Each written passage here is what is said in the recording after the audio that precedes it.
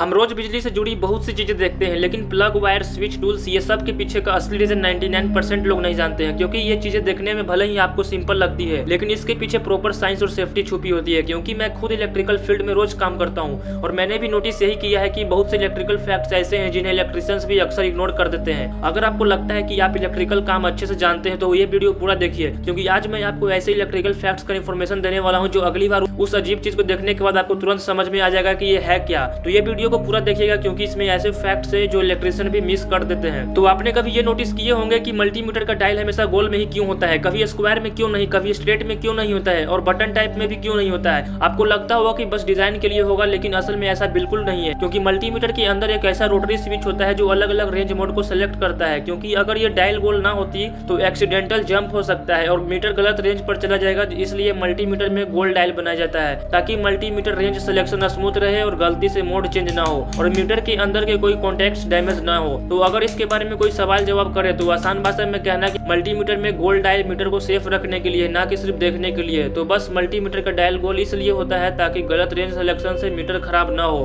तो जैसा कि अब तक आपने ये देखा और समझा कि मेजरमेंट टूल्स का डिजाइन एक्यूरेसी के लिए कितना इंपॉर्टेंट होता है, लेकिन अब आप इलेक्ट्रिशियन है तो जरा वायर की तरफ भी ध्यान दीजिए। क्योंकि आपने कभी ये नोटिस नहीं किया होगा कि वायर के अंदर में एक मोटा कॉपर क्यों नहीं होता है, बल्कि बहुत सारे पतले पतले स्ट्रैंड्स बनाए जाते हैं। तो आखिर में कॉपर वायर में मल्टी स्ट्रैंड्स क्यों बनाए जाते हैं? कुछ तो लॉजिक होगा, क्योंकि पहली नजर में सबको लगता है कि ये सिर्फ फ्लेक्सिबिलिटी के लिए होगा, लेकिन असली रीजन इससे कहीं ज्यादा है। तो ध्यान से समझना। देखो, जब वायर को मोड़ा जाता है तो वायर में वाइब्रेशन होती है और वायर्स पर लोड पड़ती है, जिससे कि एक मोटा कॉपर जल्दी टूट सकता है। लेकिन जैसे ही वायर्स को कई पतले पतले स्ट्रैंड्स को आपस में बांट लेते हैं तो वायर ज्यादा फ्लेक्सिबल हो जाएगी और ज्यादा ड्यूरेबल भी बन जाती है। इसके अलावा पतले स्ट्रैंड्स में हीट भी जल्दी बाहर निकल जाती है, जिससे वायर्स भी ज्यादा गर्म नहीं होती है। तो इसे आसान भाषा में कहे तो पतले पतले कॉपर स्ट्रैंड्स वायर को स्ट्रॉन्ग भी बनाते हैं और सेफ भी। इसी तरह से अब और एक ऐसा सवाल जो आप सबको एक चीज से कंफ्यूजन होने में मजबूर करता होगा, वही जो आपने गली मोहल्ले में इस चीज को जरूर देखा होगा, जो इंटरनेट केबल पर एक लेडी पर्स जैसा काला बॉक्स लटकता हुआ, जो कि पहली नजर में सबको यही लगता है कि किसी ने गलती से टांग दिया हुआ टेक्नीशियन, लेकिन असल में ये कोई पर्स नहीं होता है। इसे कहते हैं फाइबर ज्वाइंट क्लोजर। ये स्प्लाइस बॉक्स है। इसके अंदर इंटरनेट की फाइबर केबल को जोड़ा जाता है ताकि सिग्नल्स बीच में टूटे नहीं। ये बॉक्स वाटर प्रूफ होता है, डस्ट और मॉइस्चर प्रोटेक्शन देता है और अंदर की फाइबर को टूटने से बचाता है। इसे हवा में लटकाया जाता है ताकि पानी जमा ना हो, जानवर डैमेज ना करे और मेंटेनेंस आसान रहे। तो अगली बार जब आप इंटरनेट वायर पर लेडी पर्स जैसा बॉक्स देखें तो कुछ और मत समझ लेना, बल्कि देखते ही आप ये समझ जाइएगा कि इंटरनेट की स्पीड बचाने वाला साइलेंट प्रोटेक्टर है।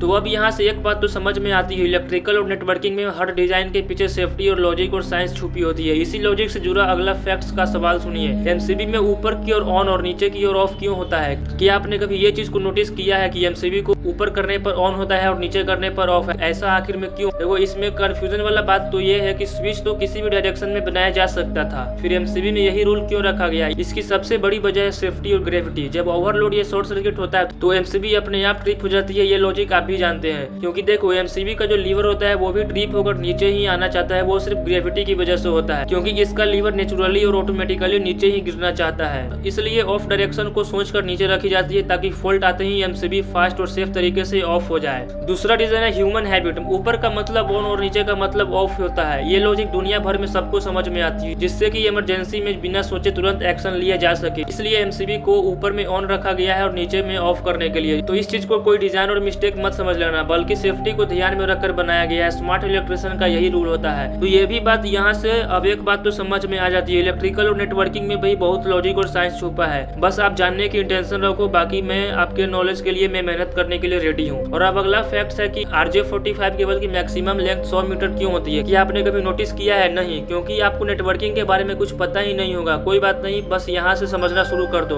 देखो, LAN या RJ45 केबल की लेंथ हमेशा 100 मीटर की ही बताई जाती है, फिक्स्ड है। सवाल ये है कि केबल तो 150 या 200 मीटर की भी बनाई जा सकती है, फिर लिमिट सिर्फ 100 मीटर में ही क्यों? असली रीजन क्या है इसके पीछे? देखो, सिग्नल लॉस और टाइमिंग प्रॉब्लम का इसमें रीजन है। जैसे जैसे केबल लंबी होती जाती है, सिग्नल धीरे धीरे वीक होने लगता है, जिसे कहते हैं अटेंशन। सिर्फ सिग्नल वीक होना ही प्रॉब्लम नहीं है इसमें, ये सबसे बड़ी इशू होती है डिले। अगर केबल 100 मीटर से ज्यादा हो जाए तो डाटा को आने जाने में ज्यादा टाइम लगने लगता है, जिससे नेटवर्क डिवाइसेस एक दूसरे को ठीक से रिस्पॉन्ड नहीं कर पाते। इसलिए इंटरनेशनल स्टैंडर्ड्स जैसे TIA या EIA की टीम ने डिसाइड किया है कि कॉपर RJ45 केबल के लिए 90 metre cable plus 10 metre patch cord यानी टोटल 100 मीटर की ही सेफ और रिलायबल लिमिट है। इससे ज्यादा लेंथ पर इंटरनेट स्लो स्लो हो सकता है, डाटा पैकेट लॉस हो सकता है और नेटवर्क अनस्टेबल हो जाता है। यही वजह है कि RJ45 केबल की मैक्सिमम लेंथ 100 मीटर फिक्स की गई है ताकि स्पीड भी मिले और नेटवर्क रिलायबल भी रहे। अब सोचिए, जब सेफ्टी इतनी इंपॉर्टेंट है तो मेजरमेंट टूल्स में डिजाइन कितना इंपॉर्टेंट होगा। क्लैंप मीटर का जॉ गोल क्यों होता है? क्या आपने कभी नोटिस किया है कि क्लैंप मीटर का जॉ